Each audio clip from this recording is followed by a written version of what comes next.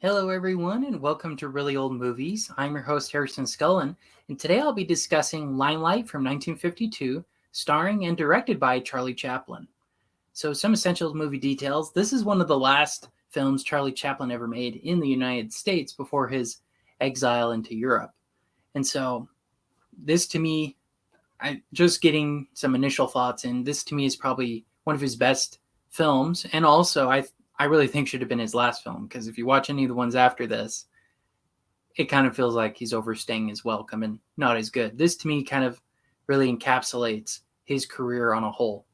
So, anyways, let me get into my thoughts on Limelight and I'll kind of talk more about that later on. So, the plot, I gave it a 5 out of 5. I loved it. I think Charlie Chaplin, he's excellent. He really hits a home run with this film. You know, honestly, it should have been his swan song. It really should have been because it's about a guy who used to be a comedian and now he's older, kind of retired, and kind of learning to let go of the past, right?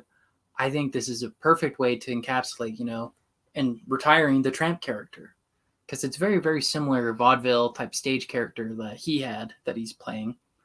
And, I also think it's a great story of what happens after fame moves on from you.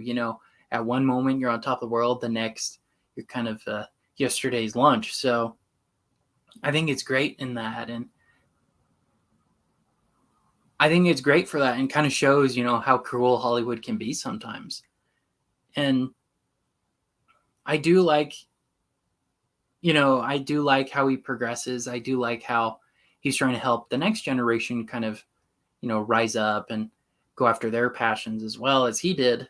But I do think the romance aspect was a little odd, but it kind of makes sense. I mean, you hear stories of in World War One, I think even the Civil War, World War Two, where nurses would kind of fall in love with their patients because the woman kind of nurses him and then he kind of nurses her. So it kind of makes sense in that aspect, but I still think it was a little odd. But I'm glad that they don't end up together, of course. But like I said, it makes sense. But I really liked it. I think it's a great character arc, character study. Again, showcasing what fame really does to people after a while. So yeah, I think it's great. 5 out of 5. In regards to the acting, I also gave that a 5 out of 5. I thought Chaplin did it excellent. He gave a very real and great performance as kind of a washed up comedian.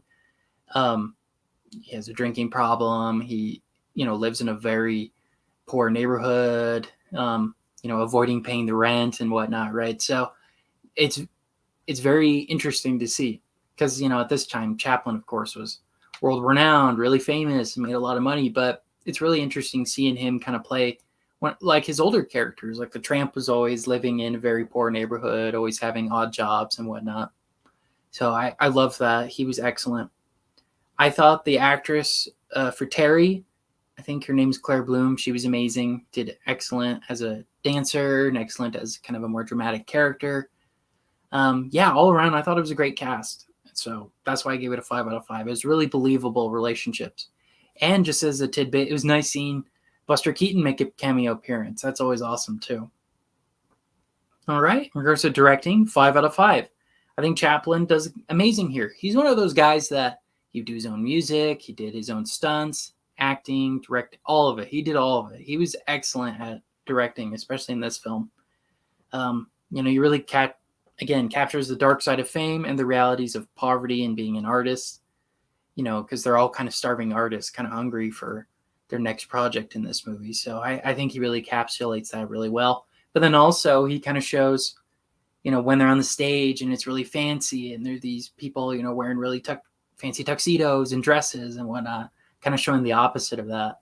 I really liked that. Really interesting contrast. And so, yeah, that's why I gave it 5 out of 5. I thought he really staged it well, really showed us what it's like. All right, for cinematography and special effects, I gave it a 5 out of 5 as well. I thought it was great. Especially there were sequences of montages that I really, really liked. There were scenes in the theaters I loved, especially when he's playing, I think, a clown. I love those scenes. They're hilarious and also really awesome. And near the end, when he's with Buster Keaton, that scene's amazing and really, really funny. It was awesome seeing them showcase their talents, in particular with Buster Keaton. He's trying to open the sheet music, but he keeps dropping it. It keeps falling all over the place. They keep messing up everything. It's really, really funny. So I highly recommend that. And so that's one of the reasons why I recommend this movie is because of that scene alone. So the music, I give it a 4 out of 5. I thought that was kind of the downside of the film. It wasn't the best. It could have been utilized a lot more in some scenes. And then there's one sequence where he's kind of dreaming about being back on the stage. He's doing this fake flea circus thing. I think that could have been trimmed down a lot.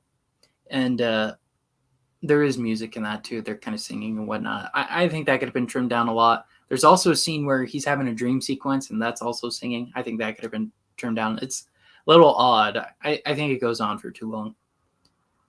And so other than that, though, I thought the music was great. All right, so tallying that all up, that brings my Letterboxd score to a 4.8 out of 5, which I'll be rounding to a 5 out of 5. So would I recommend this movie? Absolutely, man. This is one of his best films. And I was kind of alluding to earlier, this really should have been the last film he ever did. He's like, last hurrah. And he did everything he always did with his movies. He made people laugh, made people cry, all the above. He was excellent at that. Because I've watched a lot of it. I watched the next film after this, and I couldn't finish it. It's called The King of Kings, or King in New York, actually. Terrible movie. I couldn't get through it, man. It was awful. So I really think he should have stopped with this one. This really seems like the last of his creative juices. And it also feels a lot like his earlier work from the 20s and all the way up to the 40s. It's very similar to his tramp character. While he's not actually playing the character, it's basically the tramp, right? It's just his way of telling the audience, he's retiring, he's done. And I think this should have been his last film.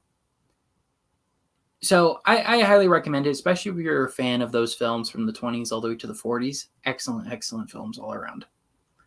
All right, well, those are my thoughts on Limelight from 1952. Thank you so much for watching and listening to today's episode. Make sure to follow me on Instagram and Facebook at Really Old Movies, where I discuss details about the week's particular film. New podcasts are released Saturdays at 8 p.m. Pacific Standard Time on Apple Podcasts, Spotify, and Amazon Music, and that's audio. And then Mondays at 7 p.m. Pacific Standard Time on YouTube. All right, well, thank you so much. This has been Really Old Movies. I'm your host, Harrison Scullin. Take care.